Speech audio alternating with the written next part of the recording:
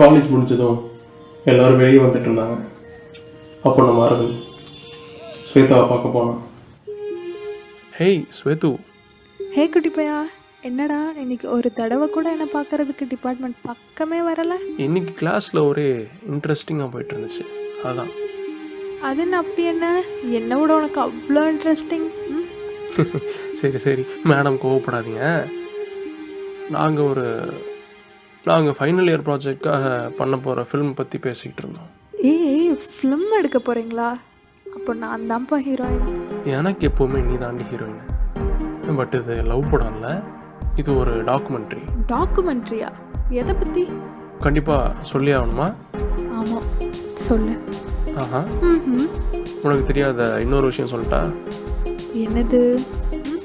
எனக்கு உன்கிட்ட பிடிச்சதே உன்னோட அந்த குட்டி மூக்கு தான். டாபிக் மாத்தாத. நான் ஷூட் பண்ணிட்டு வந்து காட்டுறேன், அது வரைக்கும் மேடம் வெயிட் பண்ணு. இப்படி அவங்க 2 பேரும் பேசிக்கிட்டே நடந்து வந்துட்டு இருக்கும்போது அபிமன்யு அரவிந்த்காக அவனோட பைக்கில் வெயிட் பண்ணிட்டு இருந்தான்.